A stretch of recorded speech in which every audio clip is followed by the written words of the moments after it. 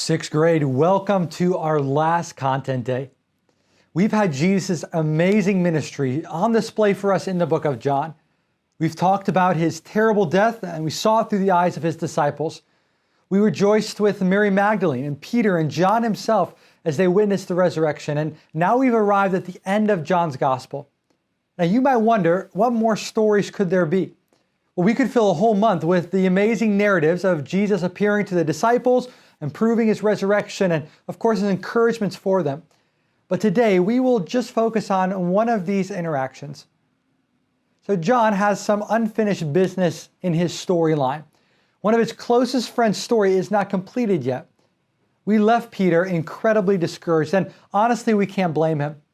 Peter, the man who said he would never deny Jesus, Peter the fisherman, who left everything to follow his teacher, Peter the disciple, who first said that Jesus was the Son of God, this Peter had completely forsaken Jesus on the night before Good Friday.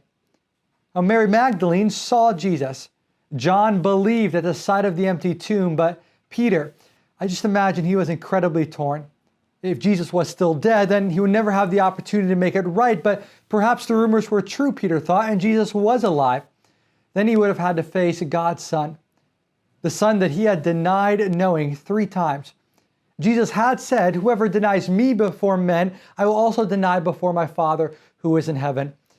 In Peter's mind, the resurrection probably meant good news for all people, but not good news for him.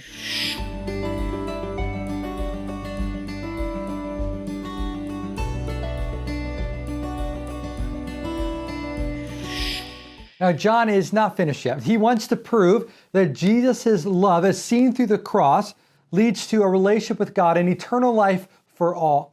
He's experienced it. It changed John's life and led him to believe. And now he wants to prove that it is available even for people like Peter. Now, after repeating the miracle of the nets full of fish in John chapter 21, the disciples come on land. Jesus had breakfast ready for them. They had tried to fish all night and just hadn't caught anything before Jesus did this miracle. They must have been tired. They were probably discouraged, but Jesus did what only Jesus could do by filling their nets with fish. John gets so excited that he jumps out of the boat and swims towards Jesus. We pick up the story in John chapter 21, verse 15, as the hungry disciples dig into Jesus' miracle breakfast. As the disciples circle up around Jesus, I imagine that they were so comfortable. They had done this with Jesus for 3 whole years. But one of them must have felt the opposite. He is discouraged and feeling incredibly guilty. Peter's eyes must have been glued to his plate. In his mind, the denial of Jesus had wasted his spot among the disciples. Whatever potential for future service he had depended on the forgiveness from Jesus that he would get this morning.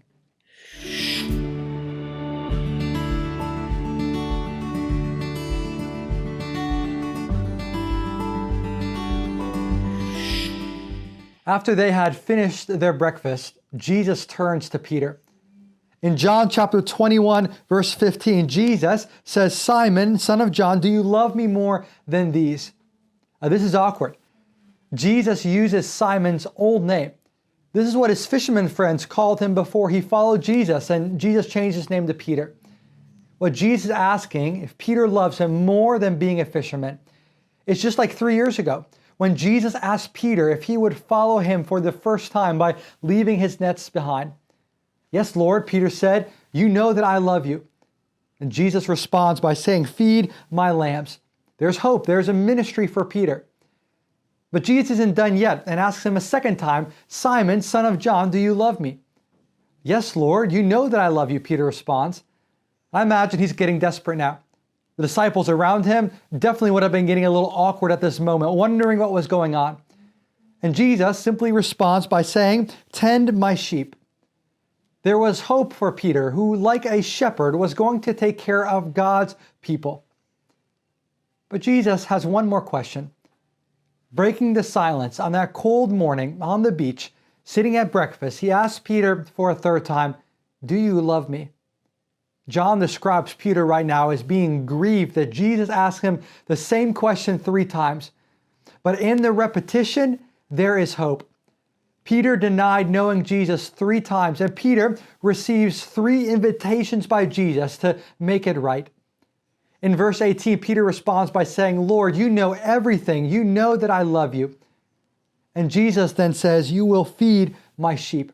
In other words, Peter will teach Jesus truth. And anyone reading John's gospel at the time of writing would have known that Peter preached the great sermon that started the church in Acts chapter 2. Peter is forgiven. He's restored and he's recalled by Jesus. It was not deserved. It was not earned. It was not a given. No, Peter's forgiveness was made possible by Jesus' love as seen on the cross.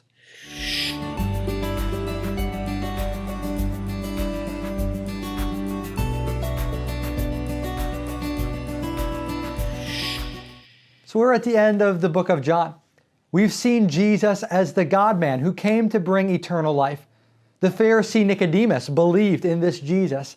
The sinful woman at the well believed in Jesus. The crowd surrounding Lazarus' tomb believed in Jesus. The writer himself, John, believed at the tomb.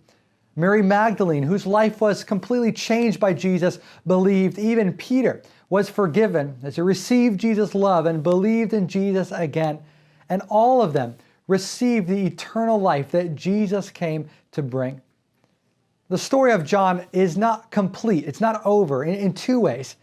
John ends his book with this amazing verse in chapter 21, verse 25. He says, "Now there are also many other things that Jesus did. Were every one of them to be written, I suppose that the world itself could not contain the books that would be written." In this class, we've only scratched the surface of what is the surface of all that Jesus came to do. But the story of Jesus impacting people's lives also continues to this day. He offers all those who believe in him answers like Nicodemus, renewal like the woman at the well, forgiveness like Peter, and ultimately, for all of us that believe, he offers eternal life with him in heaven.